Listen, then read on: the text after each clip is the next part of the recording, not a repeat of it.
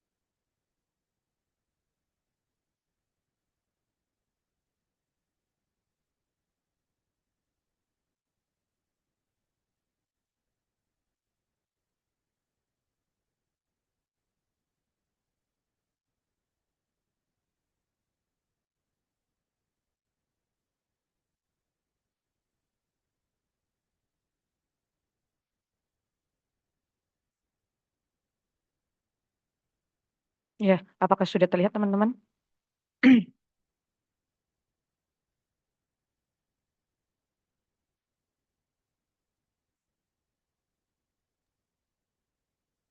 Sudah terlihat tampilannya? Sudah, Ibu. Sudah, Bu. Sudah, Ibu. Oke.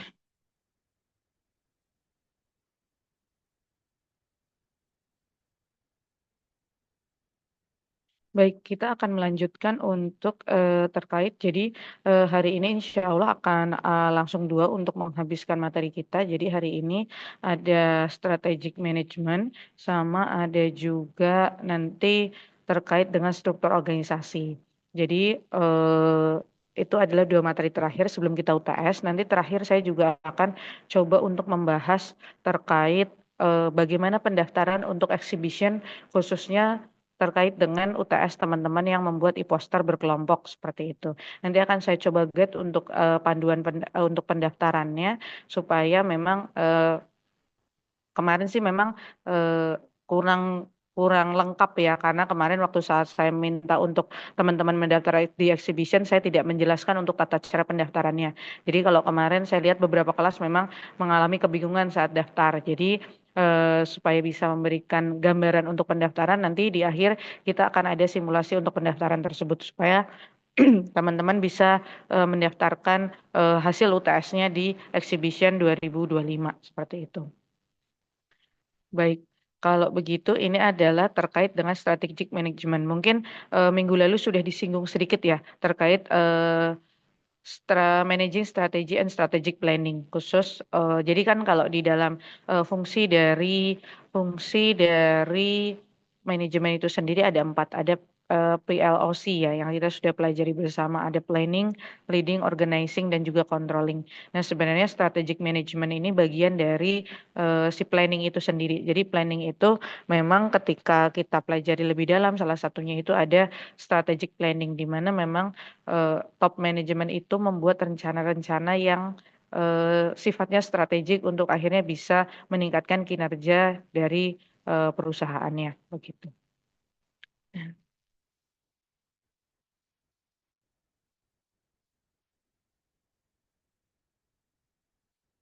Nah, di sini kita lihat, jadi di dalam bab ini itu akan membahas secara komprehensif mengenai bagaimana organisasi itu merancang dan mengelola strategi untuk mencapai tujuan jangka panjang. Jadi kan di dalam perusahaan itu ada visi, ada misi. Yang perlu diingat supaya bisa mudah membedakan antara visi dan misi adalah visi itu merupakan tujuan jangka panjang dari perusahaan tersebut, sedangkan misi adalah cara bagaimana untuk akhirnya mencapai tujuan jangka panjang tersebut. Nah, di dalam visi, dalam mencapai visi tadi, ada rencana strategis yang memang tujuannya juga untuk mencapai tujuan jangka panjang atau visi dari perusahaan itu. Nah, strategi itu didefinisikan sebagai sebuah rencana menyeluruh untuk mencapai sasaran organisasi. Nah, jadi kalau digabungkan, manajemen strategis itu merupakan proses untuk merumuskan dan menerapkan strategi agar organisasi dapat memanfaatkan peluang serta menghadapi tantangan persaingan.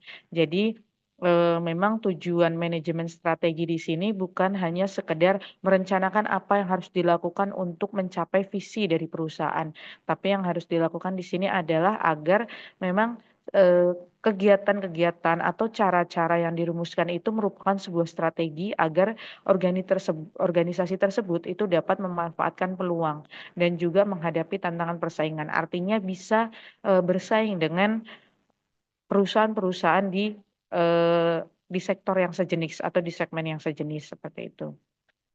Nah, strategi yang efektif itu harus mampu menyelaraskan antara tujuan organisasi dengan lingkungannya secara optimal. Seperti itu.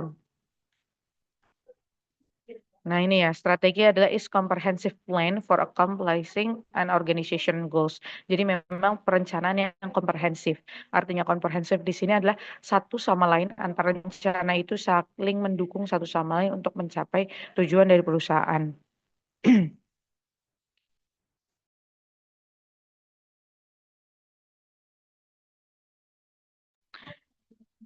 Nah, kemudian strategic management itu adalah meliputi memformulasikan dan mengimplementasikan strategi yang tadi harus bisa mengambil peluang bisnis, peluang pasar gitu ya, dan meet competitive challenges. Artinya di sini adalah memang tadi bisa memenangkan persaingan di pasar, baik di memang untuk segmen yang sejenis atau bahkan memang di pasar industri secara besar.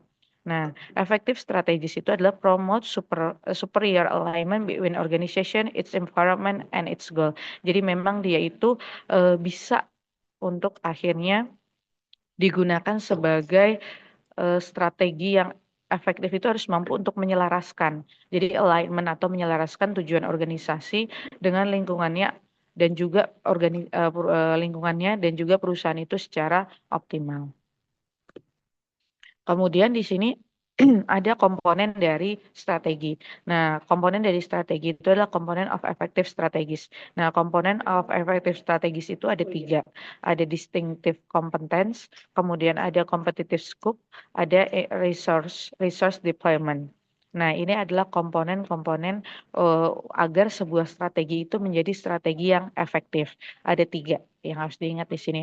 Ada distinctive competence, ada competitive scope, dan ada resource deployment. Nah, tiga komponen ini, pertama itu mulai dari distinctive competence, itu merupakan keunggulan unik yang dimiliki organisasi. Maka setiap organisasi itu harus mempunyai uniqueness atau akhirnya mempunyai sesuatu yang memang berbeda dengan khususnya organisasi di dalam industri yang sejenis. Misal harus punya keunggulan, menawarkan produk dengan harga yang lebih murah, atau memang menawarkan produk dengan banyak diskon, atau akhirnya menawarkan produk dengan harga bundling dan sebagainya. Jadi memang harus mempunyai keunggulan unik yang bisa membedakan organisasi tersebut dengan organisasi yang lain, sehingga dari strategi ini nanti customer itu akan lebih tertarik untuk akhirnya misalnya memberi produk ataupun menjadi customer dari organisasi tersebut. Kemudian yang kedua itu adalah competitive scope. Nah, competitive scope itu adalah cakupan pasar atau wilayah kompetisi. Nah, di sini jadi dia itu punya wilayah pasar yang spesifik gitu. Jadi dia itu bisa memetakan pasarnya. Dari pasar yang luas itu, di bagian mana dia akan menjual produknya atau di bagian mana dia akan mencoba untuk akhirnya memasuki pasar tersebut. Karena kan pasar itu sebenarnya kalau di analisis dia itu kan luas ya. Nah, di bagian mana si perusahaan ini akan berkompetisi gitu, dia akan bisa membaca peluang atau akhirnya bisa mewujudkan produk di bagian pasar yang mana. Nah, itu harus dipetakan terlebih dahulu. Jadi memetakan pasar, akhirnya mapping the market itu sendiri. Nah, dari mapping the market itu sendiri diharapkan memang organisasi ini bisa menjadi organisasi yang kompetitif di segmennya atau di bidangnya seperti itu. Dan yang terakhir itu adalah resource deployment. Nah, resource deployment di sini itu adalah cara pendistribusian sumber daya ke berbagai bidang usaha. Jadi misalnya memang perusahaan tersebut itu memiliki berbagai bidang usaha, maka dia harus mampu untuk bisa mendistribusikan sumber daya itu secara efisien dan juga efektif. Nah, misalnya mungkin perusahaan tersebut adalah sudah perusahaan multinasional. Jadi bagaimana akhirnya sumber daya itu bisa terdistribusi dengan perusahaan tersebut beroperasi di berbagai negara dengan culture yang berbeda-beda.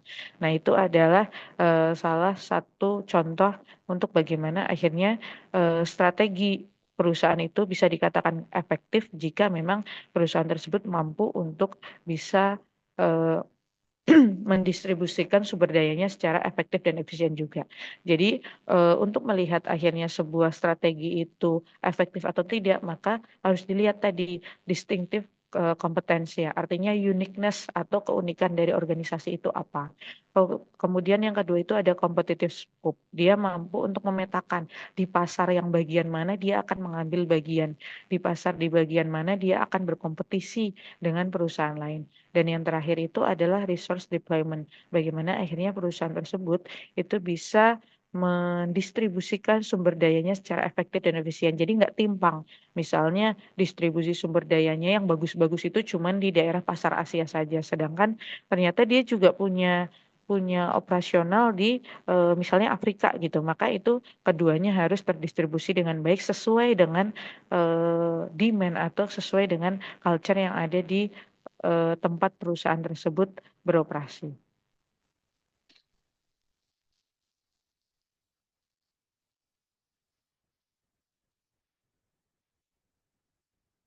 Nah, kemudian adalah yang selanjutnya adalah jenis strategi.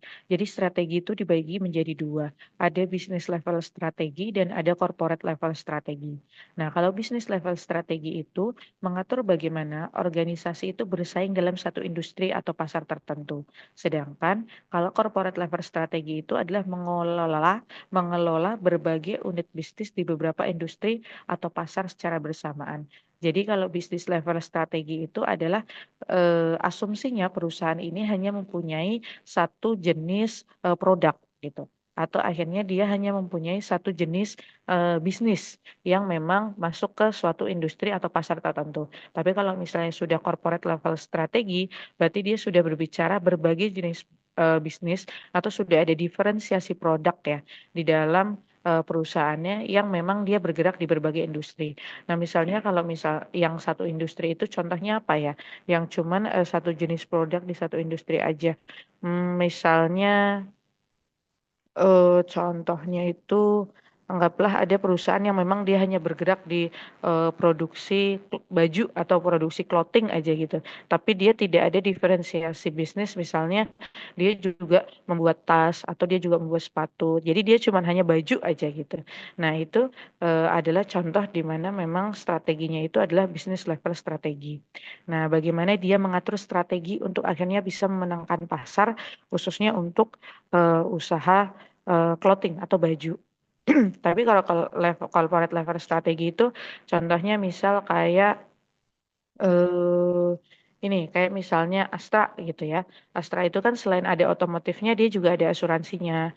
Kemudian atau Mandiri deh. Mandiri itu kan dia selain ada bank, dia juga ada asuransi, dia juga ada perusahaan ada sebagai bank investasi. Nah, itu merupakan salah satu jenis corporate level strategi di mana dia itu punya berbagai unit bisnis di berbagai jenis pasar yang berbeda.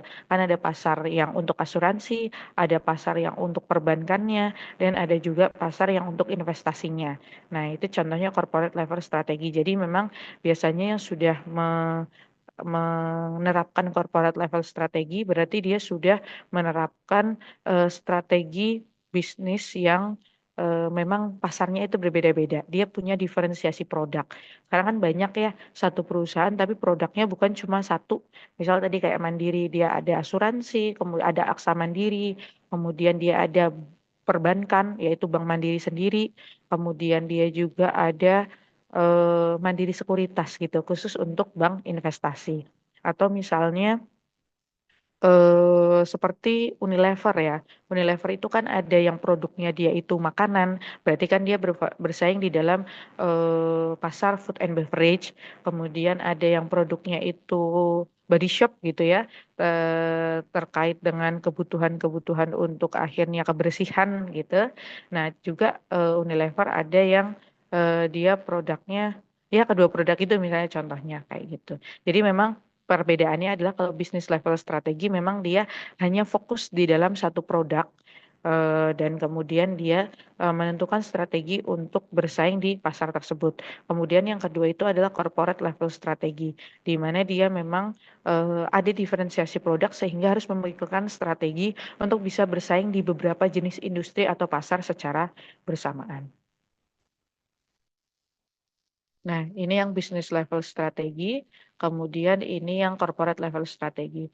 Nah, contoh yang business level strategi di sini itu ada eh, Pharmaceuticals Ltd Bangladesh atau Square Toiletries Ltd. Nah, ini berarti yang pharmaceutical ini perusahaan obat dan yang Square Toiletries ini berarti terkait dengan memang produk-produk kebersihan gitu ya.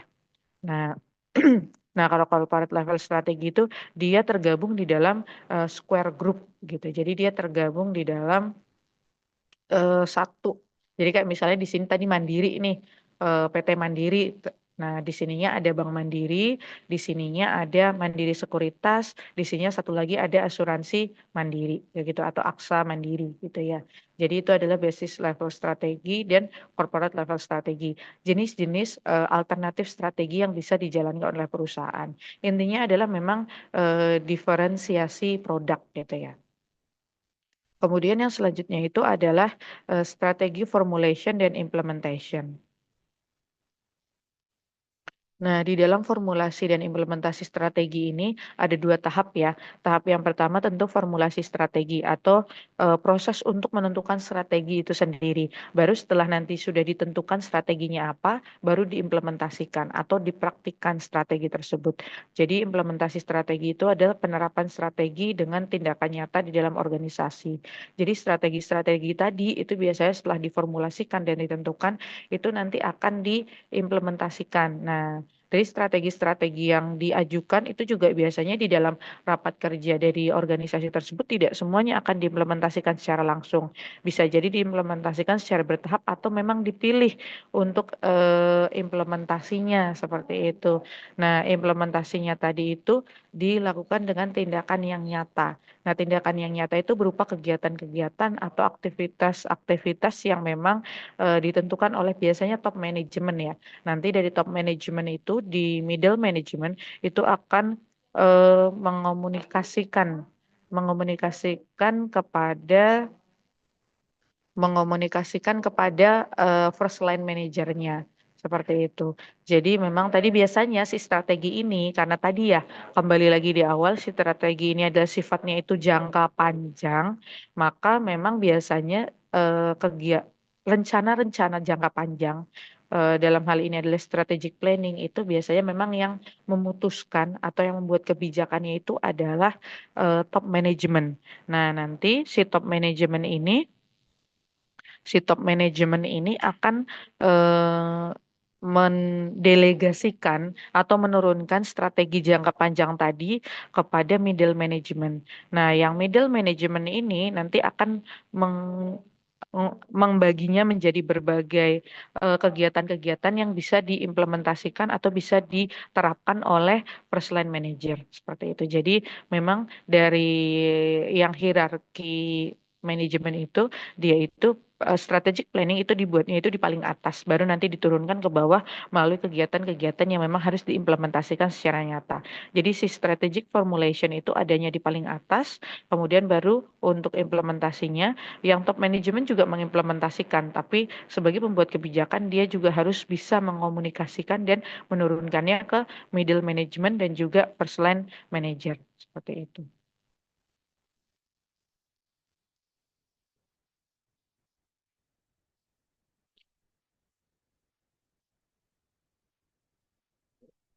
Nah, formulasi dan implementasi strategi. Kemudian dalam praktiknya, strategi itu juga seperti yang teman-teman lihat di slide ya, itu bisa bersifat deliberate atau direncanakan secara sistematis atau emergent.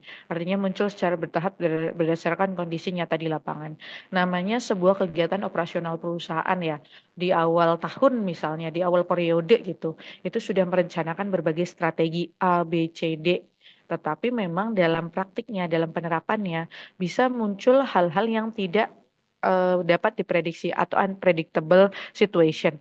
Nah, biasanya kalau yang sudah direncanakan di awal itu sifatnya itu adalah deliberate, artinya memang sudah direncanakan secara sistematis untuk strateginya. Tetapi ketika dalam praktiknya kemudian muncul sesuatu yang unpredictable atau yang sesuatu situasi yang tidak dapat diprediksi, nanti akan ada penyesuaian. Nah, penyesuaian itu disebut sebagai strategic planning yang emergent. Artinya muncul secara bertahap karena adanya kondisi di lapangan yang mungkin dia unpredictable atau tidak sesuai dengan rencana. Misalnya, anggaplah simpelnya teman-teman itu sudah berstrategi hari ini, oke, aku mau berangkat ke kampus, sampai di kampus itu harus jam 8, kemudian udah harus duduk di kelas kayak gitu. Nah, rencananya itu adalah menggunakan transportasi umum dari rumah misalnya naik Gojek atau naik ojek online kemudian disambung kereta. Nah, dari stasiun pun masih disambung dengan Transjakarta. Misal contohnya kayak gitu. Itu kan teman-teman sudah mempunyai planning untuk akhirnya mencapai sesuatu. Tapi ternyata di jalan, oh ternyata ke Transjakarta koridor yang teman-teman biasa naiki itu sedang ada perbaikan sehingga koridornya tidak berjalan. Berarti kan teman-teman harus mengubah rencana tadi yang tadinya misalnya harusnya naik Transjakarta, ternyata teman-teman akhirnya di sini jadi naiknya ojek online lagi. Nah, itu adalah contoh sederhana ya dari eh, strategi-strategi yang memang sudah direncanakan atau deliberate ternyata pada saat praktiknya itu memang ada situasi-situasi yang kondisional atau unpredictable sehingga perlu adanya strategi yang sifatnya itu emergent yang muncul bertahap karena kondisi dari lapangan.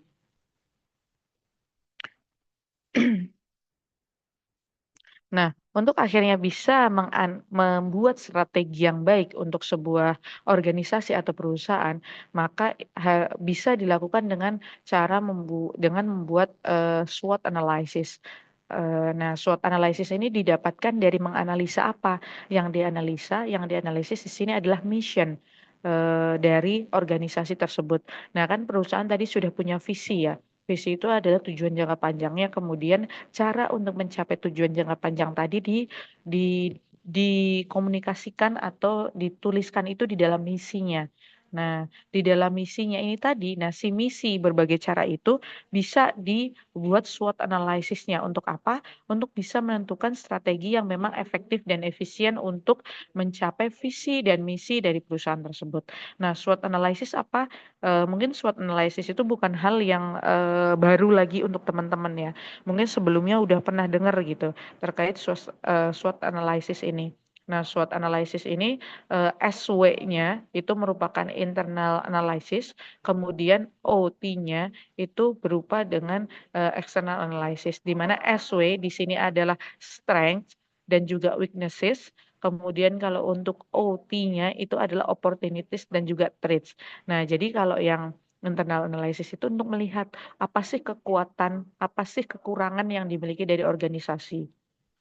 Kemudian selain internal analysis tadi juga perlu dilihat external analysis, apa peluang yang dimiliki oleh organisasi dan juga apa bisa dibilang threat-nya itu adalah ancaman ya, ancaman dari lingkungan eksternal itu sendiri gitu.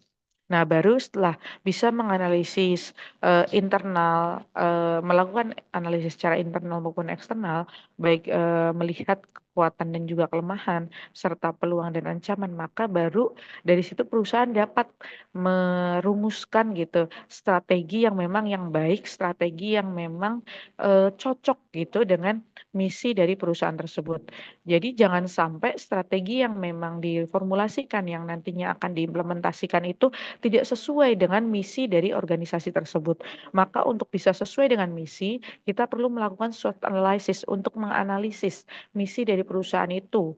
Jadi dari situ bisa kelihatan apa kekuatannya, apa kelemahannya, kemudian peluang dan juga ancamannya.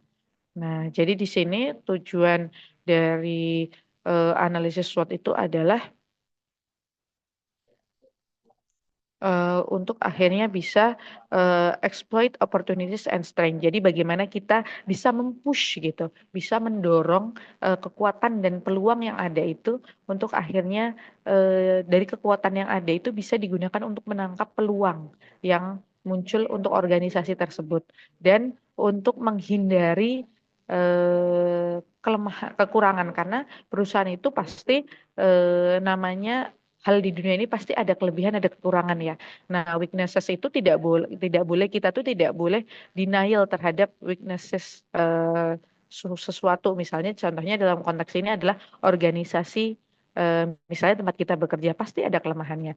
Nah, jadi strategi ini muncul supaya tadi bisa mendorong atau bisa mempush kekuatan untuk bisa menangkap peluang yang ada, kemudian bisa menghindari kekurangan kita dan bisa menetralisir ancaman yang memang mengancam dari lingkungan eksternal.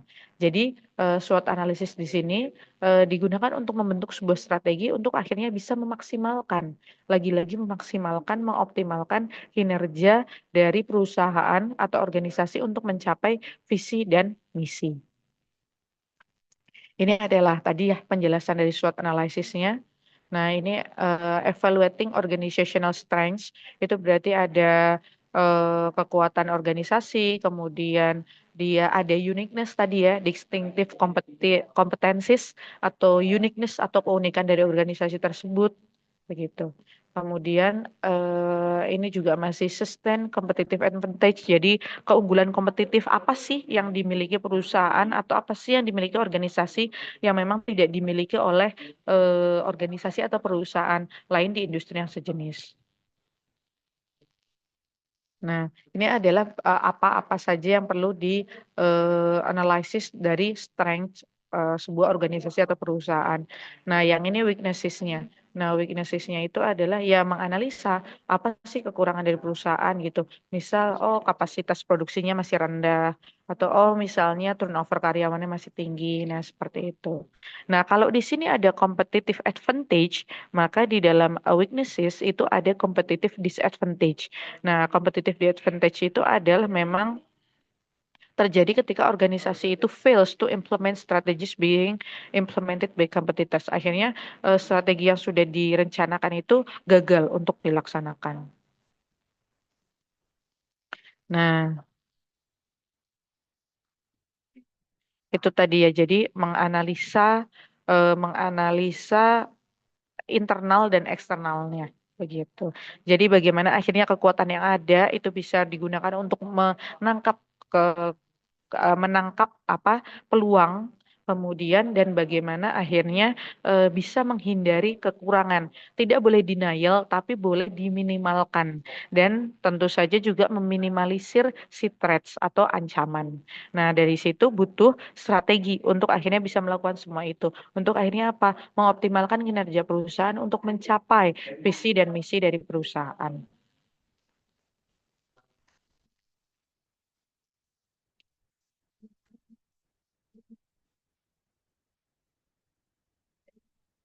Nih, kemudian di sini diberikan contoh strategi pada tingkat bisnis dan juga nanti ada strategi pada tingkat corporate. Nih, strategi dalam tingkat bisnis itu ada differentiation strategi yang tadi saya sempat sebutkan, ada diferensiasi produk, kemudian ada overall cost leadership strategi dan ada fokus strategi. Nah, di sini dijelaskan satu persatu ya. Jadi saya buka ini aja. Jadi diferensiasi strategi adalah di sini itu menonjolkan keunikan produk atau layanan. Jadi tadi memang diferensiasi strategi itu adalah dia menonjolkan keunikan produknya. Misal, contohnya apa ya yang produknya unik itu, misal misalnya jam Rolex ya. Nah, jam Rolex itu kan memang terkenal dia itu mahal. Kemudian jam ini tuh terkenal dengan eh, harga purchase-nya yang sangat mahal gitu ya. Nah, tetapi si Rolex ini berani gitu untuk akhirnya menjual dengan harga mahal karena apa? Karena dia itu menawarkan kualitas produk yang tinggi dan juga rasa rasa pride untuk akhirnya jadi punya pride tersendiri ketika memiliki jam Rolex karena harganya mahal. Sebenarnya hal-hal seperti ini juga berlaku misalnya pada barang-barang brand lainnya, misalnya tas ada Louis Vuitton ataupun misalnya ada Dior seperti itu. Nah, itu kan sebenarnya produk-produk yang sebenarnya kalau dilihat kan fungsinya sama aja ya. Fungsi dari produk-produk tersebut itu untuk melengkapi kesehari-hari, misalnya Louis Vuitton yang tas atau Louis Vuitton yang baju ataupun dia yang sepatu gitu kan, memang untuk digunakan gitu. Tapi kan ada nilai lain yang ditawarkan ketika bisa menggunakan produk tersebut. Ada pride-nya gitu karena menggunakan barang branded. Nah, itu ada diferensiasi strategi. Artinya di situ adalah adanya dia itu keunikan ya, keunikan dari produk tersebut itu apa. Jadi nggak yang sama sama secara fungsi mungkin sama dengan produk lain, produk tas lain gitu, tapi ada keunikannya di sini adalah dia menawarkan pride ketika memakai memang produk-produk branded gitu. Kemudian overall cost leadership strategi. Nah, kalau overall cost leadership strategi adalah menekan biaya agar lebih rendah dari pesaing. Nah, jadi misalnya dia itu menawarkan produk dengan harga-harga yang murah gitu. Dengan cara apa? Menekan biaya produksi gitu supaya akhirnya produk yang ditawarkan lebih murah. Makanya kan misal kita di pasaran nih anggaplah simpelnya produk yang dekat dengan kita sehari-hari misalnya sabun atau sampo gitu. Sabun atau sampo itu kan harganya bervariasi. Setiap merek itu menawarkan harganya masing-masing. Misal kalau sampo yang mahal itu misalnya sampo Dove itu kan jauh lebih mahal dibandingkan sampo Lifebuoy misal gitu ya.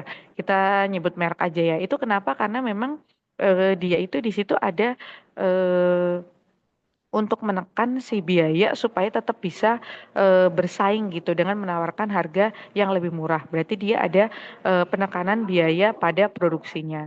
Kemudian yang ketiga itu ada fokus strategi, artinya memusatkan perhatian pada segmen pasar tertentu. Contohnya memang tadi sih sebenarnya bisa diambil lagi contoh barang-barang branded tadi. Jadi dia memang hanya fokus pada segmen-segmen kalangan atas, kalangan-kalangan artis atau pengusaha-pengusaha begitu. Atau misalnya contohnya lain, misalnya kita beralih ke bisnis transportasi kayak kereta api. Kereta api itu kan ada tiga segmen ya, ada tiga jenis ya.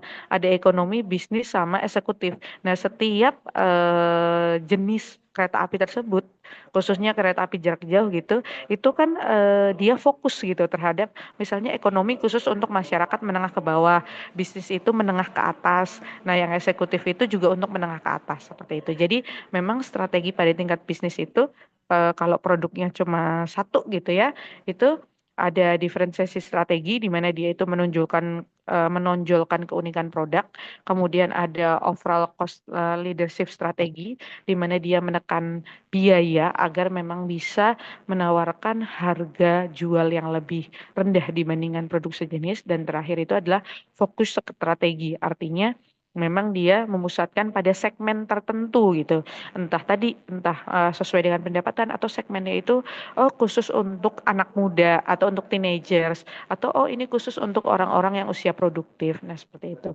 Itu adalah strategi pada tingkat bisnis di mana strategi yang dipilih itu mempengaruhi cara perusahaan untuk melakukan pemasaran, distribusi dan juga pengelolaan produk.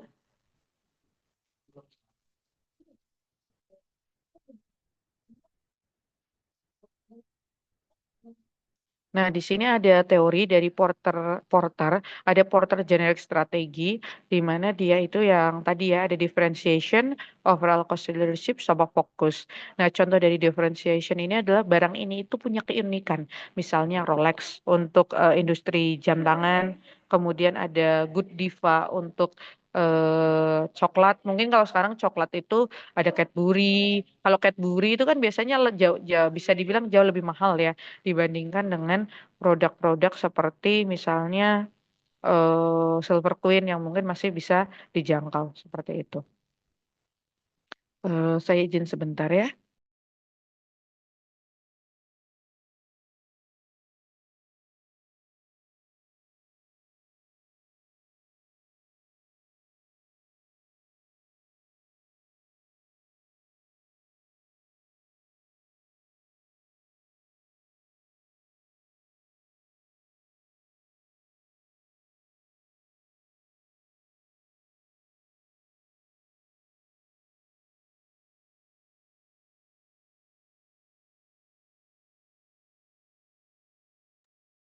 Dan juga kita lanjut ya, tadi ada portrait generic strategis itu ada differentiation, kemudian juga ada overall cost leadership dan ada fokus gitu.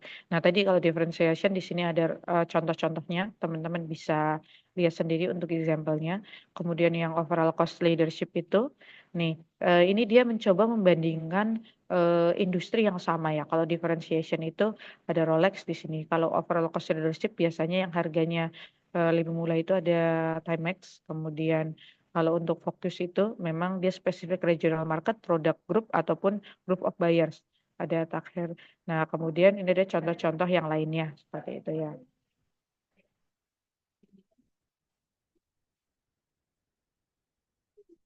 Nah, di sini juga ada Miles and Snow Strategy Types.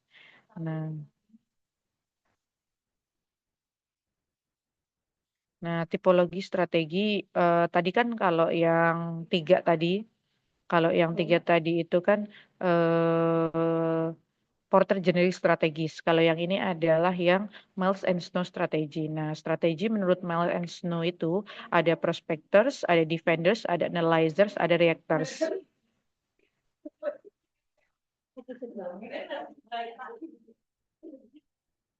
Nah, di sini misalnya ada prospektor, berarti dia itu lebih kepada organisasi yang lebih berpikir inovatif dan berorientasi pada pertumbuhan. Kemudian defender, defender itu fokus mempertahankan pasar yang ada. Kalau analyzer itu kombinasi antara prospektor dan defender. Dan kalau yang terakhir ada reaktor, itu adalah tidak memiliki strategi yang jelas, hanya bereaksi pada perubahan saja, gitu ya. Jadi ini adalah tipologi strategi menurut Miles dan Snow, begitu ya.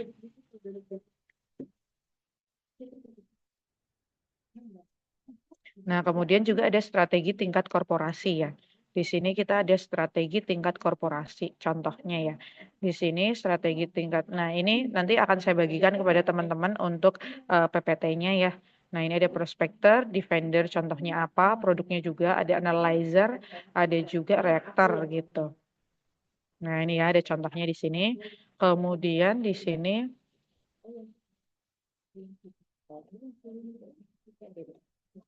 Nah, ini adalah jadi terkait dengan tadi ya, terkait dengan strategi itu juga harus memperhatikan yang namanya produk life cycle.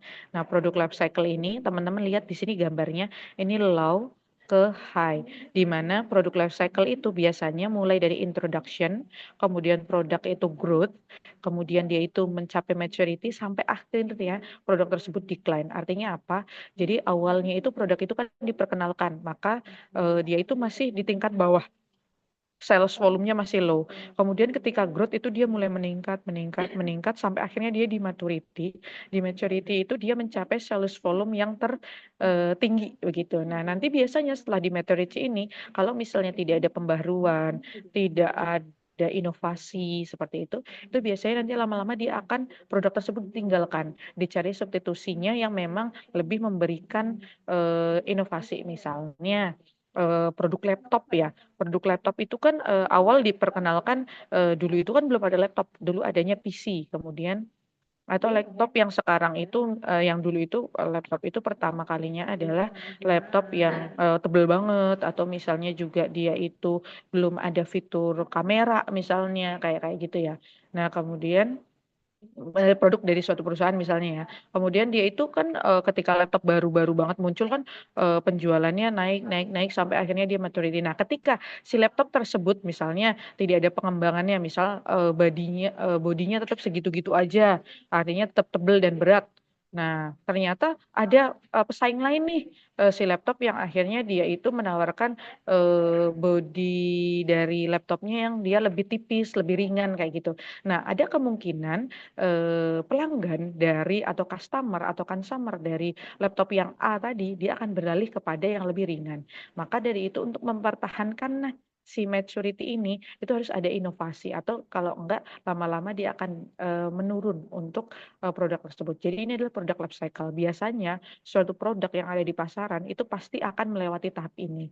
Nanti dia akan kembali lagi nih ke introduction. Nah, si introduction ini dia akan kembali lagi dengan memperkenalkan inovasi-inovasi baru. Dia akan growth, maturity, kemudian decline.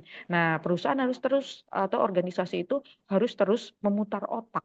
Gimana caranya akhirnya si produk life cycle ini terus berjalan.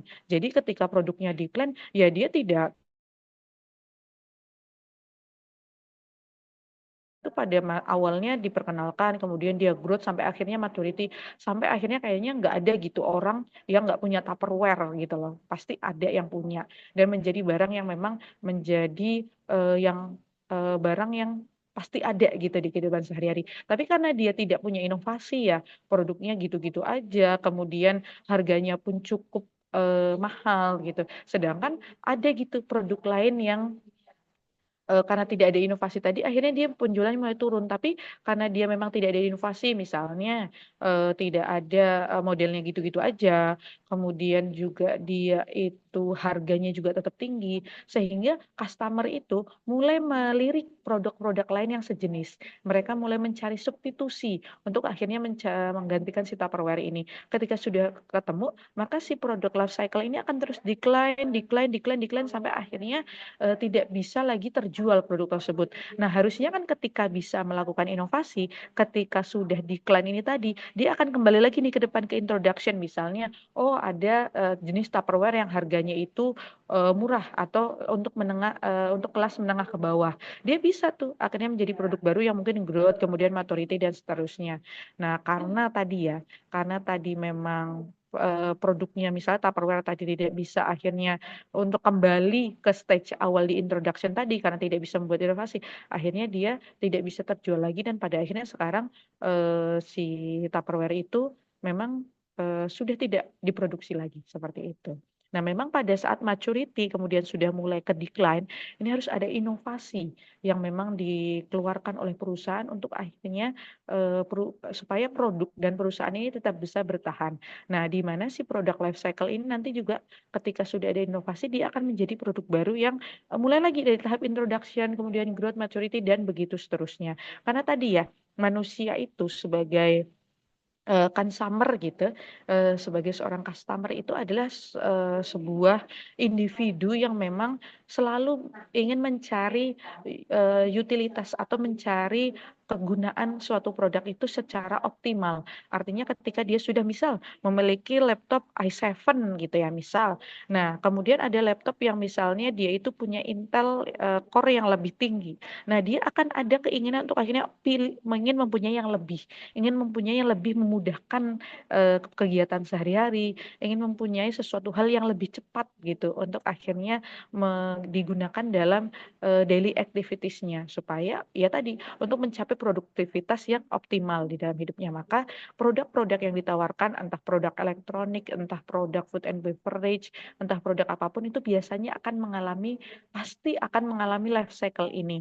Dan untuk bisa mempertahankan life cycle ini akan supaya terus berputar gitu ya, dari decline kembali ke introduction lagi, maka perlu ada inovasi ketika memang produk itu mulai sudah decline. Supaya mempunyai competitive advantage atau punya keunggulan persaingan dibandingkan dengan organisasi atau perusahaan lain yang memang mempunyai mempunyai apa ya, bisa dibilang mempunyai produk yang sejenis, begitu. Jadi ini nanti teman-teman di dalam pelajaran marketing, di dalam pelajaran, mata kuliah yang berhubungan dengan marketing biasanya si product life cycle ini akan, terus teman-teman temui. Jadi, silahkan diingat-ingat bahwa product life cycle itu memang pasti terjadi pada setiap produk dan memang ketika sudah menuju ke decline gitu, untuk bisa bertahan, dan untuk bisa si product life cycle ini muter lagi, maka perusahaan atau company atau organisasi tersebut harus bisa melakukan inovasi. Nah, kemudian kalau tadi kan bisnis level strategi ya. Di sini juga ada corporate level strategi, di mana corporate level strategi ini adalah strategic business unit. Yang pertama itu strategic business unit artinya memang mempunyai berbagai kelompok bisnis untuk bisa melayani banyak pasar. Jadi bagaimana perusahaan itu bisa bukan hanya melayani satu jenis pasar saja, tapi bisa melayani berbagai jenis pasar. Maka perlu ada strategi bisnis unit. Misal saya dulu kan kerja di sebuah, yayasan yang bergerak di bidang musik klasik tuh gitu. Nah, saya bukan hanya sebagai I.O. atau event organizer di perusahaan tersebut, tapi, perusahaan yang dulu tempat saya bekerja itu ada, bisnis unit lebih dari satu. Misalnya untuk merambah entertainment-nya dia ada, event organizer, kemudian ada juga untuk menawarkan talent di dalam musik klasik gitu sendiri, tapi juga bisa untuk, di-hire untuk di wedding-wedding seperti itu. Kemudian, bisnis unit yang lain, di bidang pendidikannya, perusahaan saya yang lama itu, dia mempunyai sekolah musik gitu. Jadi kan itu sebenarnya sudah pasar yang berbeda ya, di mana kalau tadi I.O, kemudian juga talent, itu kan lebih kepada pasar entertainment-nya. Tetapi kalau misalnya sekolah musik itu kan lebih ke pasar pendidikannya, seperti itu. Jadi memang ada strategi berupa berbagai macam bisnis unit untuk akhirnya bisa melayani berbagai jenis pasar, begitu. Nah, selain itu juga ada diversifikasi atau diversification, yaitu perluasan bisnis secara terkait, baik memang bisa related diversification ataupun tidak terkait atau unrelated diversification. Nah, kalau related diversification itu misalnya tadi contohnya kembali lagi ke Bank Mandiri. Nah, Bank Mandiri itu kan ada perbankan nasional, ada perbankan yang biasa, tapi juga ada Mandiri Sekuritas atau artinya bank yang khusus untuk investasi. Nah, itu kan sebenarnya related ya. Dia memang ada perbedaan tapi dia masih sama-sama di, pasar keuangan gitu ya, lembaga-lembaga keuangan seperti itu. Nah, ataupun yang tidak terkait, misalnya yang tidak terkait itu, contohnya tadi satu perusahaan tetapi dia mempunyai berbagai bidang yang, sebenarnya berbeda, seperti itu. Jadi, bisnis unitnya itu, benar-benar satu sama lain itu tidak terkait. Misalnya contohnya apa ya yang gampang ya yang tidak terkait itu, sebentar saya coba cari contoh yang teman-teman temui sehari-hari itu sebagai contoh misal yang dia itu jauh. Misalnya Astra. Astra itu kan, dia itu ada otomotifnya, tapi juga ada Astra Finance yang di keuangannya, di lembaga, keuangan gitu ya. Jadi kan itu sebenarnya, 2 pasar yang sangat berbeda ya, dan bisa dibilang tidak terkait antara si otomotif dengan lembaga keuangan ini. Nah, itu adalah, pembagian contoh strategi tingkat korporasi. Tadi ya, jadi dibagi bisnis unit. Masalah bisa ngoper karet itu cuman Ada yang batasnya bisa itu. dibantu Zaidan?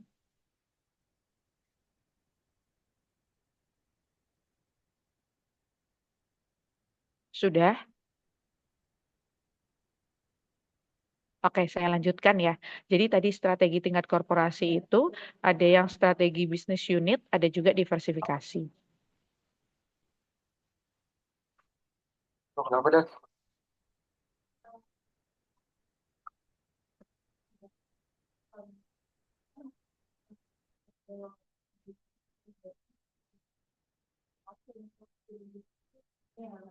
Nah, di corporate level strategi ini juga,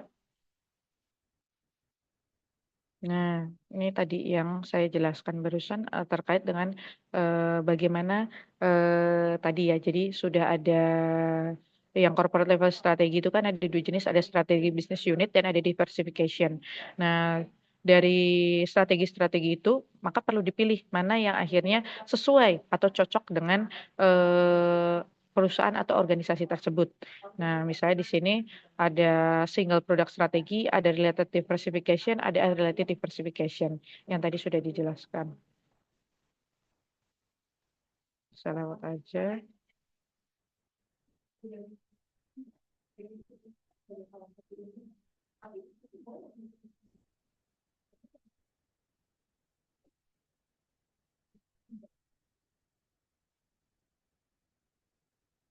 Nah, untuk pengelolaan diversifikasi sendiri ada untuk akhirnya kan tadi kan di sini dinyatakan bahwa akhirnya perusahaan itu harus memilih strategi apa gitu yang harus digunakan yang sesuai dengan atau cocok dengan perusahaannya. Maka untuk mengelola pemilihan strategi tadi itu bisa dia menggunakan hal-hal berikut gitu ya. Jadi di sini ada yang pertama adalah untuk managing diversification itu dia bisa menggunakan untuk mengelola portofolio bisnis yang beragam, itu bisa menggunakan dua alat utama. Nah, ada BCG Matrix dan juga ada GE Business Screen. Itu hanya contoh saja. Jadi BCG Matrix itu adalah mengelompokkan unit bisnis menjadi mana yang akhirnya dia itu sebagai bisnis unit yang memang menghasilkan misal pendapatan paling banyak, mana yang akhirnya menghasilkan pendapatan yang sedang-sedang aja, atau dia memang menghasilkan pendapatan yang sangat rendah kayak gitu. Atau kalau misalnya menggunakan tadi BCG Matrix di sini ada nggak ya BCG Matrix bentuknya? Nah ini. Jadi ada yang dia itu nih untuk melihat BCG Matrix teman-teman bisa melihat di sini. Di sini misalnya BCG matrix itu ini adalah yang paling bawah adalah low, untuk market growth rate-nya ini adalah high, kemudian untuk relative market share-nya itu di sini yang high itu yang sebelah kiri, low itu yang sebelah kanan. Nah, kalau misalnya stars itu berarti dia secara market share dia tinggi, secara growth rate market growth dia juga tinggi. Maka yang tadi saya bilang dia itu yang paling primadonanya lah yang menjadi star atau jadi bisnis unit andalan dari perusahaan tersebut. Ada juga yang question marks. Kalau question marks di sini market growth-nya tinggi, tapi market share-nya masih rendah. Atau yang cash cows. Kalau yang cash cows itu berarti dia secara market share tinggi, tapi growth-nya rendah. Atau yang paling buruk nih, yaitu yang DOX. Artinya dia market growth-nya rendah dan market share-nya pun juga rendah. Gitu. Nah, kalau ini yang GE Business Screen ya. Yang GE Business Screen itu dia kalau tadi yang BCG BCG Matrix itu cuma ada 4 jenis. Nah, kalau misalnya yang GE Business Screen itu dia ada 9 jenis.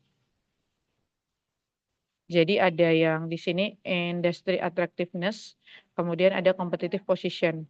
Nah, industry attractiveness itu mulai dari low, medium sampai high, kemudian competitive position itu ada yang good, ada good, medium sama poor. Nah, di sini ada klasifikasinya. Kalau misalnya masih di sama-sama high dan good, dia berarti winner. Masih di medium sama high, dia juga masih winner. Masih di medium dan good, dia juga masih winner. Tapi kalau misalnya sudah ke poor dan juga tapi high itu berarti dia question marks.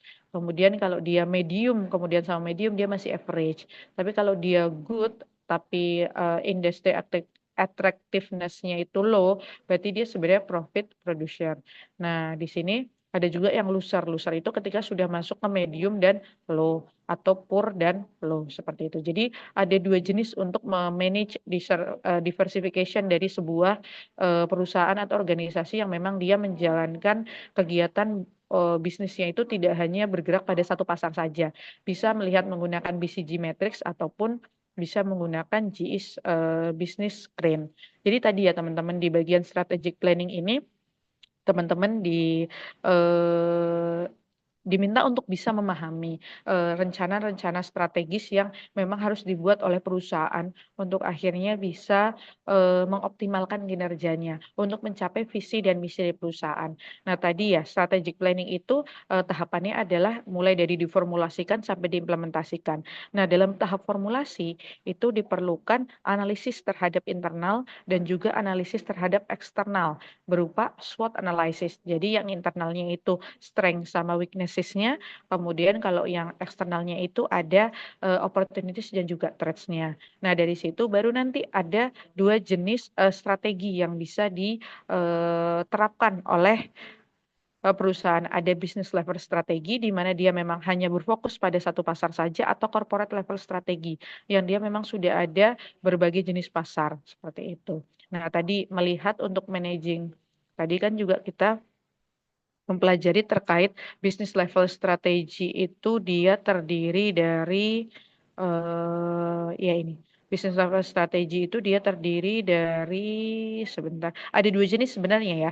Ada yang Porter's Generic Strategies yang ada differentiation, overall cost leadership dan juga focus. Kemudian ada juga yang Miles and Snow strategic types. Ada prospectors, defenders, analyzers atau reactors. Nah, kalau misalnya yang corporate level strategy itu lebih kepada strategi business unit dan diversification. Dan kalau untuk mengelola diversifikasi tadi bisa menggunakan BCG matrix atau bisa menggunakan yang terakhir yang ada di slide 33 yaitu GE Business Screen. Nah, itu dari strategic planning. Sebelum saya lanjutkan kepada struktur organisasi, mungkin ada yang ingin didiskusikan terlebih dahulu. Silakan kepada teman-teman.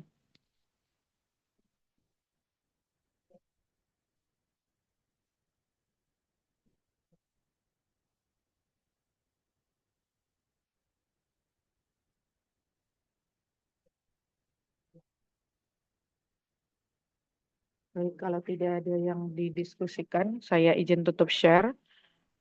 Kemudian saya akan beralih ke struktur organisasi.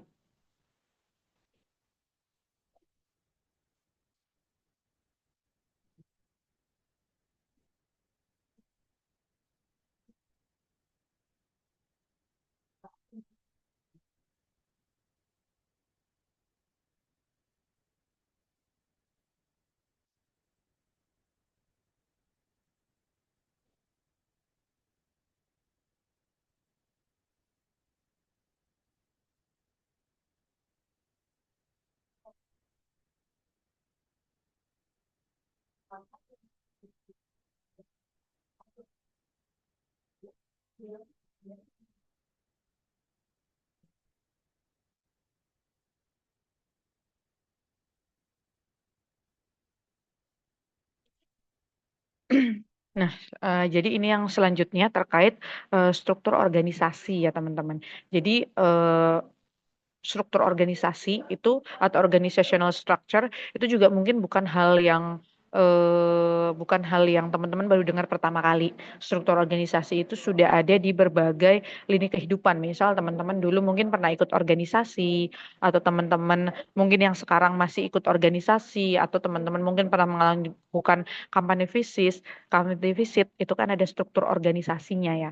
Nah, struktur organisasi itu yang bentuknya ya bagian-bagian itu, di mana memang itu menunjukkan siapa yang menjadi pimpinannya, kemudian siapa yang menjadi, misalnya ada CEO-nya, kemudian siapa CFO-nya, siapa COO-nya, siapa CMO-nya.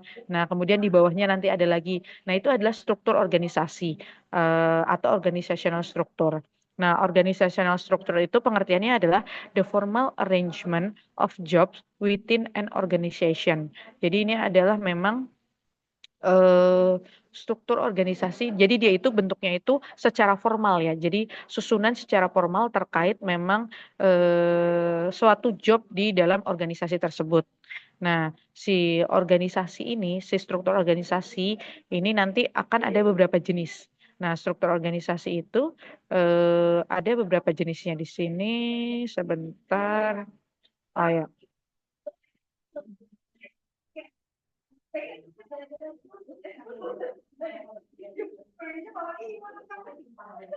Bentar ya.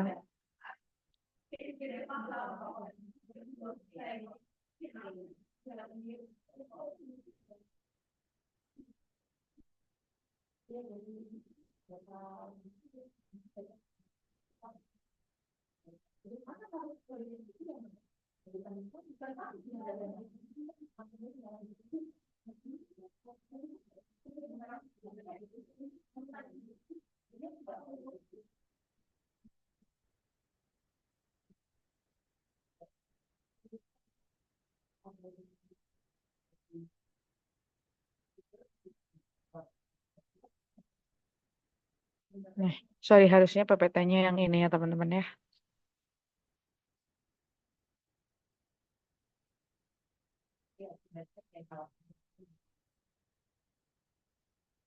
Nah, jadi tadi ya designing organizational structure. Nah, organizational chart atau struktur organisasi itu adalah the visual representation of an organizational structure.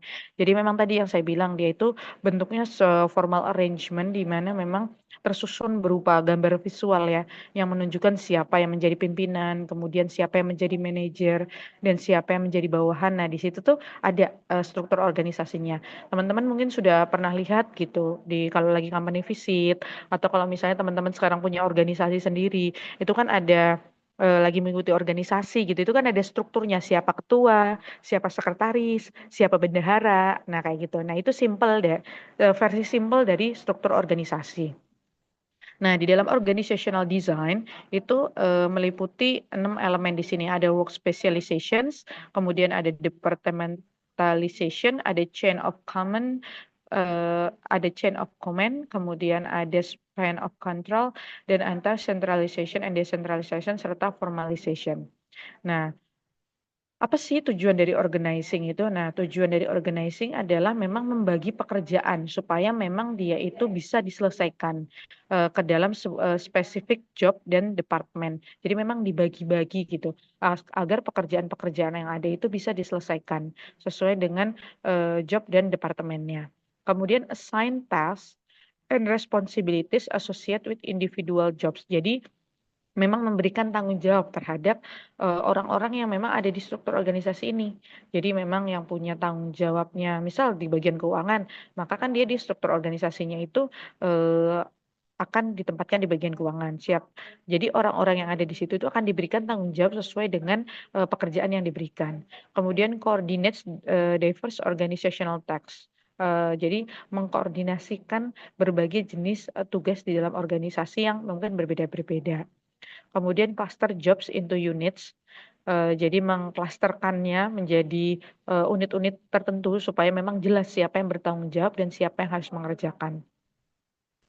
Kemudian juga membangun hubungan antar individu, kemudian grup dan juga departemen.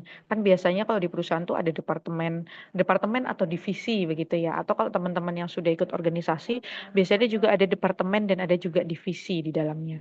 Kemudian membangun formal lines of authority, artinya dia itu membangun otoritas, di situ membangun garis otoritas siapa yang menjadi pemimpin, siapa yang menjadi top management, siapa yang menjadi middle manager, dan siapa yang menjadi first line manager. Nah, kan otoritasnya berbeda-beda. Dan kepada siapa, misal yang di bagian first line kepada manajer yang middle dia harus laporan. Nah, manajer yang middle ini dia harus membuat laporan kepada siapa? Oh, kepada top management seperti itu. Dan allocates and deploys organizational resources. Yang tadi ya, jadi mendistribusikan sumber daya dari organisasi tersebut. Nah, ini adalah berbagai jenis pembagian struktur organisasi ya. Jadi bisa berdasarkan fungsinya, bisa berdasarkan produk, bisa berdasarkan geographical atau posisi geografi, bisa berdasarkan proses, dan bisa berdasarkan customer. Kita akan lihat satu persatu. Nah, kalau berdasarkan fungsi itu yang sebenarnya yang paling common. Jadi misalnya dia itu dibagi berdasarkan, oh ini divisi accounting, ini divisi manufacturing, kemudian ini divisi human resource, ini divisi purchasing. Nah, seperti itu. Jadi memang berdasarkan fungsi dari departemen tersebut. Jadi misalnya fungsinya untuk perhitungan berarti kan di situ ada divisi accounting. Kalau misalnya dia fungsinya sebagai manufacturing, berarti kan di situ divisi untuk produksi dan sama juga misalnya dia divisi HR atau human resource, berarti kan dia mengurusi karyawan. Nah, jadi memang struktur organisasinya dibagi berdasarkan fungsi dari organisasi tersebut. Kemudian juga bisa dibagi menggunakan geographical. Nah, kalau geographical itu lebih kepada posisi geografis. Nah, tapi biasanya ini digunakan itu untuk commonnya itu biasanya digunakan ketika memang untuk bagian marketing atau bagian penjualan gitu ya. Nah, di bagian penjualan itu dia dibagi tuh berdasarkan oh ada Western region, ada Southern region, ada Midwestern region, ada Eastern region atau misalnya kalau di Indonesia ada yang oh wilayah barat, wilayah tengah sama wilayah timur atau wilayah Sumatera, wilayah Pulau Jawa, wilayah Pulau Kalimantan seperti itu. Dan biasanya ini lebih cocok untuk digunakan pada divisi pemasaran atau divisi penjualan. Nah, di sini juga ada yang plus sama minus ini adalah kelebihan dan kekurangannya. Nanti teman-teman bisa untuk dibaca seperti itu. Kemudian bisa juga berdasarkan produknya. Ada produk yang mass transit sector, ada yang recreational and utility vehicle sector, ada juga yang rail product sector. Jadi dia memang dibagi berdasarkan produksi si produk tersebut.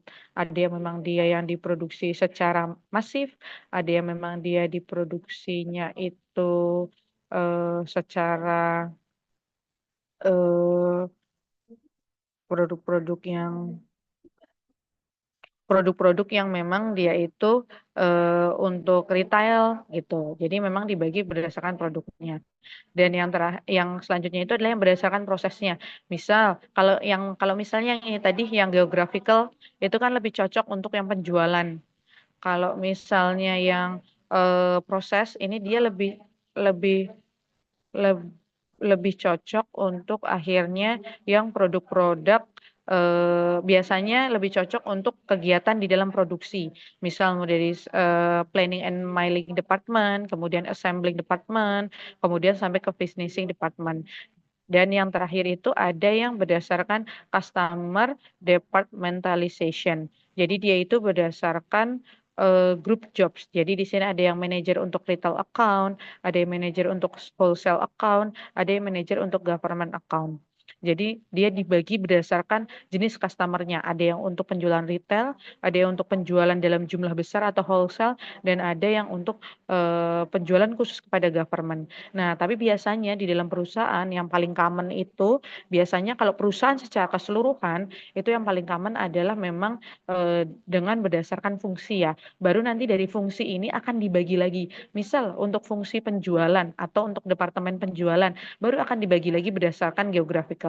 Jadi bentuk-bentuk struktur organisasi di sini itu tidak baku satu perusahaan itu harus menggunakan satu jenis, tapi satu perusahaan itu bisa mengombinasikan berbagai jenis struktur organisasi yang ada di sini. Misal yang fungsi tadi juga turunannya ada yang menggunakan geographical, kemudian ada juga yang menggunakan misalnya berdasarkan produknya, ada misalnya yang bagian manufacturing atau produksi itu berdasarkan nanti struktur organisasi di bawahnya itu berdasarkan prosesnya.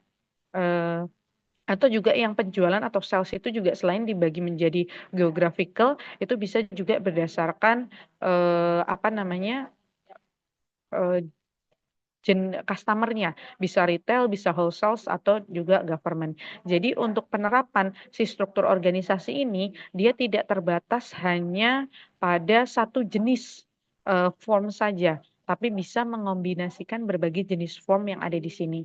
Misalnya secara satu perusahaan besar dia menggunakan yang fungsional. Nah, dari fungsional tadi turunan di bawahnya misalnya untuk manufacturing bisa pakai yang proses, untuk yang bagian marketing dan sales bisa pakai yang geographical atau yang customer seperti itu.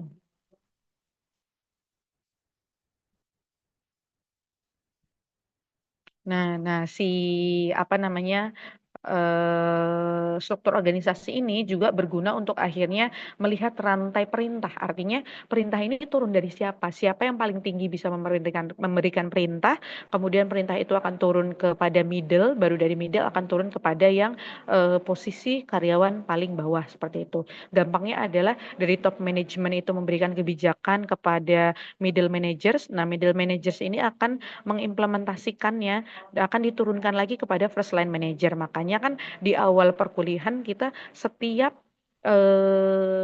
tingkat manajerial itu punya otoritasnya masing-masing, di mana yang paling atas yang top itu menentukan kebijakan, kemudian ke tengah itu menjadi yang mengomunikasikan dan juga mengimplementasikan. Nah, yang bagian paling bawah atau first line itu untuk akhirnya dia melaksanakan secara teknikal atau teknis begitu. Nah, tadi ya untuk otoritasnya. Kemudian ada line of authority. Jadi di situ biasanya kan sebagai contoh misalnya di sini, ini kan ada garis-garisnya. Nah, ini yang sederhana, garisnya cuman lurus segini aja. Tapi biasanya ada jenis garis-garis yang dia itu garisnya tebal, kemudian ada yang putus-putus, kemudian ada yang pakai panah. Nah, itu ada artinya masing-masing. Tadi untuk menentukan chain of command dan juga adanya line of authority. Jadi siapa yang punya otoritas untuk memutuskan atau orang-orang yang di bagian teknikal atau di bagian first line itu harus laporan kemana. Nah, itu dilihatnya dari struktur organisasi yang memang sudah dibuat begitu.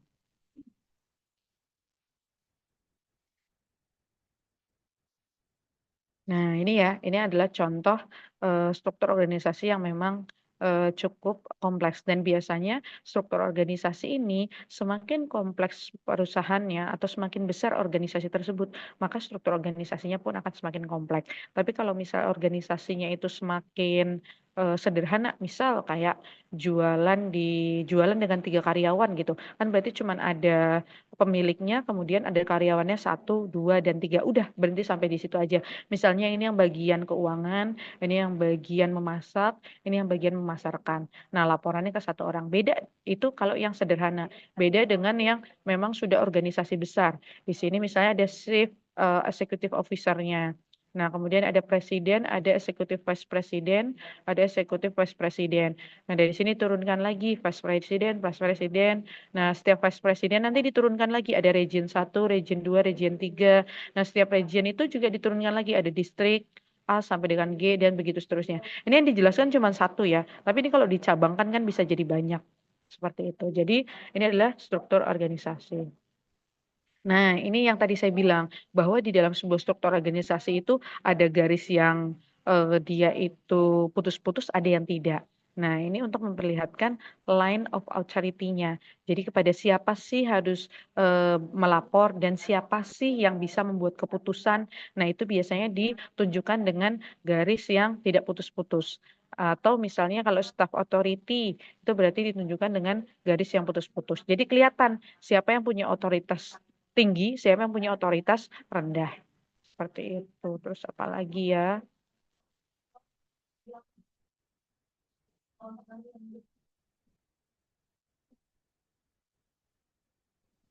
Hmm.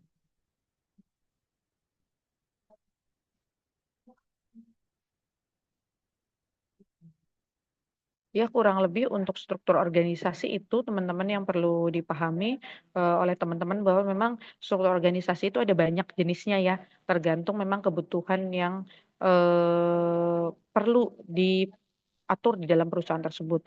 Kemudian di dalam struktur organisasi itu selain menunjukkan ada siapa aja di situ juga menunjukkan otoritas, menunjukkan chain of command, artinya rantai rantai perintah itu turun dari siapa, kemudian harus bertanggung jawab kemana, harus melapor kemana, kemudian siapa yang akhirnya punya otoritas untuk membuat keputusan, siapa yang memang tingkatannya di first line manager, siapa yang di middle manager, dan siapa yang di top manager. Nah, itu tadi adalah terkait dengan organizational structure atau struktur organisasi. Nah, itu yang bisa saya sampaikan hari ini. Sebelum saya tutup, tadi saya janji untuk akhirnya bisa mempraktikkan untuk daftar exhibition. Tapi sebelum itu, sambil saya mempersiapkan, silakan jika ingin ada yang didiskusikan dari teman-teman semua. Halo. Eh, saya siapkan dulu ya untuk linknya ya. Jadi teman-teman, Kinesia saya udah kirim link belum ya? Saya lupa. Kayaknya sih saya udah kirim link ya ke Kinesia ya, Udah kok, Bu. terkait untuk pendaftaran. Nah, saya coba buka dulu ya untuk linknya ya. Maaf ya, lagi loading dulu. Jadi memang teman-teman maaf jika kemarin ternyata informasi yang saya berikan itu kurang lengkap. Jadi memang selain teman-teman harus membuat poster, teman-teman juga harus membuat video presentasi dari poster tersebut. Nah, si video presentasi itu silakan dibuat sebaik-baiknya, nanti juga harus di apa namanya di upload di YouTube. Nah, kan teman-teman ini kan berkelompok kan. Satu kelompok itu kan terdiri dari 4 orang ya kalau nggak salah. Nah, si 4 orang ini salah satu aja nih buka YouTube. Atau kalau teman-teman mau bikin khusus kelompok YouTube itu juga boleh. Nanti teman-teman link YouTube-nya itu akan dibutuhkan untuk di bagian registrasi seperti itu ya.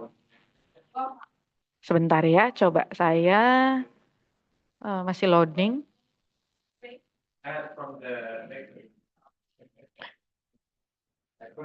Jadi memang akhirnya tugas untuk UTS teman-teman ada 2 ya. Jadi selain memang teman-teman diminta untuk tadi membuat e-poster, kemudian teman-teman harus mempresentasikan e-poster tersebut.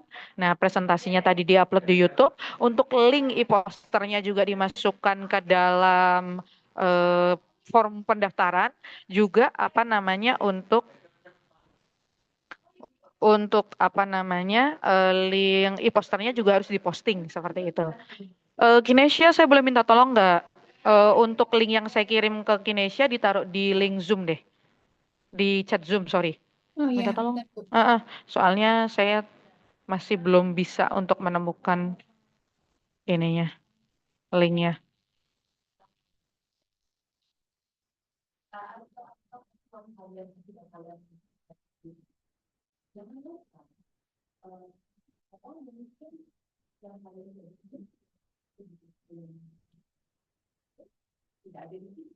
Ya, udah Kak Kinesia, maaf.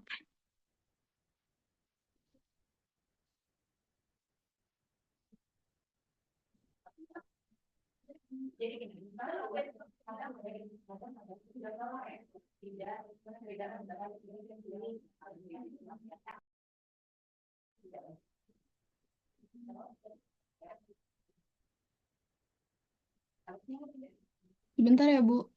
Iya, nggak apa-apa Kinesia. Ibu, saya ingin Hmm, bertanya, boleh. untuk Siapa posternya dengan itu kan, siapa ini? saya Rasya, Bu. Iya, gimana? Rasya? Untuk posternya itu kan dalam berbahasa Inggris. Nah, nanti Iya, ketika betul. presentasi itu, kita menggunakan bahasa Inggris atau bahasa Indonesia ya, Bu? Inggris, kan ini internasional, jadi pakainya Inggris ya. Ayo belajar untuk presentasi bahasa Inggris. Ini teman-teman, untuk presentasi kan sekarang kan teknologi udah canggih ya. Jadi teman-teman bisa bikin kayak semacam screen. Misal presentasi juga nggak harus semuanya kok. Salah satu boleh atau salah dua boleh. Yang satu misalnya megangin tuh tulisannya apa. Nah, yang lainnya itu tinggal ngebaca aja. Jadi teman-teman nggak perlu, maksudnya nggak perlu menghafal gitu. Jadi mungkin 2 orang bagian membaca, 2 orang bagian presentasi, 2 orang misalnya mengedit. Nah, salah satu apa namanya tugas lain mengedit tadi menyediakan bacaan presentasi di depan. Jadi kelihatan kalian tuh nggak baca, jadi presentasinya kelihatan di depan kayak gitu ya. Jadi tolong dalam bahasa Inggris juga karena memang ini internasional begitu. Jadi silahkan ya sekalian belajar presentasi bahasa Inggris ya, walaupun baru angkatan 2025 gitu. Tapi saya tidak mewajibkan semuanya untuk presentasi supaya tadi bisa saling membagi peran. Mungkin kalau misalnya ada yang, udahlah yang presentasi lu aja gitu. Nah yang tadi yang diminta untuk presentasi dibantuin. Misal tadi dibikinin semacam kayak, itulah kayak pembawa berita gitu. Jadi dibikinin layar di depannya supaya dia punya clue, dia mau ngomong apa, kayak gitu ya. Jadi poster bahasa Inggris, presentasi juga bahasa Inggris, begitu. Aman ya, Rasya ya? Oke, Bu, terima kasih. Baik, sama-sama. Nah, oke, makasih Kinesia. Ini udah dikirimin sama Kinesia. Nah, ini kan ada 3 ya teman-teman. Teman-teman coba buka chat Zoom deh sekarang. Nah, kalau teman-teman buka chat Zoom, itu kan ada 3 tuh. Ada call for paper, ada exhibitions, sama ada colloquium. Jangan salah ya, yang call for paper itu nanti teman-teman diminta untuk membuat artikel, dan itu berbayar. begitu. Yang kolokium itu untuk S3. Jadi jangan klik yang itu juga. Yang teman-teman harus ambil adalah yang exhibition. Nah, exhibitionnya teman-teman copy, kemudian teman-teman masuk ke Google. Kemudian saya coba masuk dulu.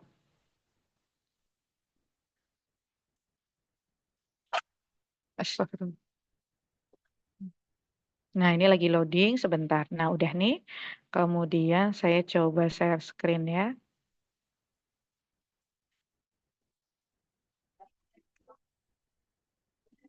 Nah, saya started. Nah, masih loading. Nah, nanti bentuknya seperti ini teman-teman ketika teman-teman sudah membuka. Nah, di sini teman-teman isi. Jadi kan teman-teman berempat nih. Atau mungkin ada yang 5 nggak sih Kinesia? Saya lupa. Nah, Nggak ada, misal Bu. berapa? Sampai 4 doang. Iya kan? Ada yang bertiga malah ya? Iya. Nah, tadi kan berarti ada yang berempat kan ada yang bertiga. Nah, tadi diisi nih sini. Tentukan tuh dari bertiga ada berempat itu siapa yang akan jadi ketua. Nah, ketuanya nanti siapa? Anggaplah di sini ketuanya namanya Cici gitu ya. Masukkanlah namanya Cici. Nah, grup member satu misalnya namanya adalah Kiki gitu ya. Kemudian grup member duanya namanya Lili gitu. Nah, grup member 3, 4, 5. Kan teman-teman cuma sampai 3 paling ya. Karena kan memang ketuanya satu, grup membernya 3 begitu. Yang untuk 4 orang. Kalau yang untuk 3 orang berarti ketuanya satu, grup membernya ada 2 kayak gitu. Nah, setelah itu baru teman-teman isi country-nya apa? Indonesia gitu. Kemudian universitinya bisa ditulis Universitas Negeri Jakarta. Nah, majornya apa? Prodi kalian itu apa? Prodi kalian kan berarti digital apa? Digital marketing digital marketing gitu ya. Digital marketing boleh ditulis. Nah, nomor telepon di sini nomor telepon yang bisa dihubungi. Sebenarnya saya sarankan untuk nomor telepon ketua. Tapi kalau misalnya tipe ketuanya adalah tipe yang responnya lama, nah, boleh silakan nomor telepon yang kira-kira bisa respons cepat yang bisa mewakili kelompok tersebut. Nah, kemudian untuk kategorinya ambil aja economic infographics. Karena kalau yang services atau yang goods itu teman-teman harus ada produknya. Sedangkan kan teman-teman hanya apa namanya bahasanya itu dari pelajaran pengantar manajemen ini teman-teman jadikan poster gitu ya. Jadi ambil aja yang economic infographic. Kemudian produk name-nya apa? Misal di sini saya kasih contohnya adalah CSR. Kita kan pernah membahas terkait social responsibility ya. Nah, teman-teman mungkin tadi membahas social responsibility dari perusahaan Astra, misal gitu ya. Nanti responsibility-nya apa saja? Oh, dia itu ada apa misalnya responsibility ada pendidikan. Pendidikannya berupa apa? Oh, memberikan sekolah gratis atau memberikan les gratis. Kemudian ada juga kesehatan, kesehatan memberikan imunisasi gratis. Ada juga yang ekonomi misalnya apa sih memberikan pengarahan kepada memberikan pelatihan UMKM misalnya kayak gitu. Nah, ini contoh aja, tapi teman-teman bisa ambil yang lain. Nah, kalau ini udah diisi semua, pastikan nih yang bintang-bintang merah ini harus diisi semua. Teman-teman next. Nanti di next. Nah, teman-teman di sini masuk nih. Nah, misalnya di sini tadi fokus areanya lebih kemana? Kalau di sini nggak ada, teman-teman bisa ambil yang di bagian other. Nah, other tulis aja di sini apa fokus areanya. Nah, di sini ada link posternya. Nah, link posternya itu, link e-posternya teman-teman bisa masukin ke G Drive. Nanti G Drive-nya dikasih linknya di sini. Dan ingat, link G Drive-nya jangan lupa diubah menjadi minimal viewer. Kalau emang nggak bisa viewer, bisa editor. Tapi jangan dia itu di limit akhirnya ketika tim penguji mau membuka atau saya misalnya gitu nanti mau buka untuk UTS-nya teman-teman saya nggak bisa buka karena teman-teman batasi. Jadi pastikan sudah diubah menjadi viewer atau sudah diubah menjadi editor. Jadi saya bisa membuka link e-posternya teman-teman. Dan jangan lupa YouTube link yang tadi saya bilang presentasinya itu diupload di YouTube kemudian dimasukkan di sini baru disubmit. Baru deh setelah itu selesai. Nah, dan ini kegiatan ini maksimal teman-teman harus laksanakan di tanggal 22 jam 12 siang. Begitu ya. Itu jadi deadline atau batas pengumpulan terakhir untuk teman-teman. Nanti saya minta tolong kepada Kinesha sama Kanita boleh membantu untuk akhirnya memfollow up Kan kemarin sudah ada list tuh kelompok-kelompoknya siapa aja. Mungkin boleh dikirim ke saya. Yang sudah mengirimkan itu bisa di checklist pakai warna hijau. Oke, untuk apa namanya? Untuk submission exhibition terkait dengan UTS kita, ada yang mau ditanyakan?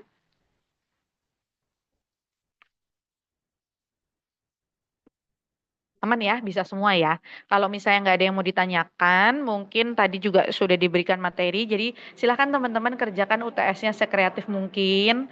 Kemudian teman-teman juga tidak saya batasi untuk diskusinya hanya sebatas kelompok teman-teman saja.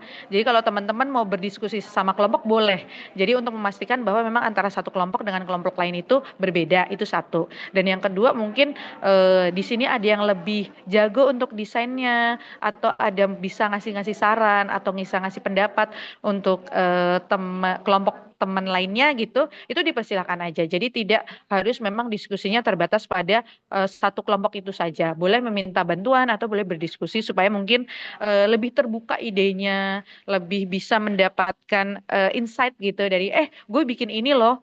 Oh, dari idenya dia mungkin, oh ya gue nanti bikin ini deh kelompok gue kayak gitu. Silakan ya. Jadi nanti silakan berdiskusi, kemudian tadi ya deadline-nya lama kok, masih seminggu. Jadi masih sampai tanggal 22 bulan ini, minggu depan jam 12 siang. Begitu. Baik, teman-teman kalau misalnya tidak ada yang mau didiskusikan kembali, oh ya silakan Naila Agia sama Anida ya. Izin bertanya, Ibu, apa suara saya terdengar, Bu, sebelumnya? Iya, terdengar silakan Naila. Ibu, izin bertanya, untuk presentasi nanti kan berarti kita tampilannya kurang lebih kayak presenter gitu ya, Bu? Di sampingnya ada poster tersebut, lalu kita ada video sedang membicarakan topik tentang poster tersebut. Nah, itu harus videonya offline, maksudnya satu orang itu dalam satu lingkungan yang sama, atau kita boleh kayak Zoom begini, Bu, presentasinya. Terima kasih, Bu. Iya, sama-sama Naila. Iya, jadi itu saya kembalikan kepada teman-teman, sekreatif teman-teman. Teman-teman mau bikin Zoom boleh. Teman-teman mau bikin semacam role play kayak film pendek gitu ya. Kalau film pendek mungkin agak berat ya. Jadi dibikin semacam role play terus kemudian nanti diedit itu juga boleh. Jadi saya kembalikan kepada teman-teman. Tapi kalau misalnya cuma udahlah Bu, saya mau bikin pakai Zoom aja itu juga boleh. Jadi sekreatifnya teman-teman aja. Yang penting tadi ya dalam bahasa Inggris untuk durasinya mungkin bisa 10 sampai 15 menit aja. Seperti itu. Jadi nggak perlu terlalu lama. Karena kan hanya menjelaskan satu poster ya, insya Allah 10 sampai 15 menit itu cukup. Begitu. Baik, terima kasih, Ibu. Iya, sama-sama Naila. Ada lagi yang ingin ditanyakan teman-teman, silahkan. Aman ya, kalau sudah, mungkin kepada Kanita atau kepada Kinesha boleh dibantu untuk di screenshot ya untuk pertemuan kita hari ini. Oke, Bu. Ini saya take slide 1 ya. 1, 2. Baik. Oke. Yang slide 2-nya. 1, 2, 3. Sudah, Ibu. Baik, terima kasih untuk kehadirannya. Sebelumnya, saya mohon maaf sekali kalau misalnya di setengah semester ini pertemuan kita nggak optimal ya. Harusnya offline, tapi memang mayoritas malah jadi pertemuannya online gitu. Semoga teman-teman bisa maklum dengan kondisi saya begitu. Saya juga memohon maaf kalau selama pertemuan mungkin ada yang kurang jelas, ada yang kurang berkenan di hati teman-teman. Semoga memang apa yang sedikit dari saya yang saya sampaikan selama setengah semester ini bisa menjadi apa ya, bisa menjadi ilmu yang bisa teman-teman terapkan nanti khususnya nanti di dalam kuliah, kemudian untuk menempuh semester-semester berikutnya ataupun nanti di dalam kalau teman-teman udah kerja gitu masih ada ingat ilmu dari saya. Semoga memang bisa bermanfaat begitu. Kemarin sih saya udah sempat ketemu Pak Agung di rapat, beliau sudah menanyakan kita sudah belajar sampai mana, kemudian juga udah saya kasih materinya, jadi kemungkinan memang dengan beliau nanti setelah UTS. Akan tetapi saya minta tolong lagi kepada Kinesha untuk mungkin bisa confirm lagi ya sama Pak Agung. Nanti kalau misalnya ada kabar terbaru atau misalnya ada perubahan-perubahan, nanti Kinesha bisa kabarin saya ya. Begitu. Baik, sekali lagi terima kasih untuk kehadirannya. Saya tutup. Wassalamualaikum warahmatullahi wabarakatuh.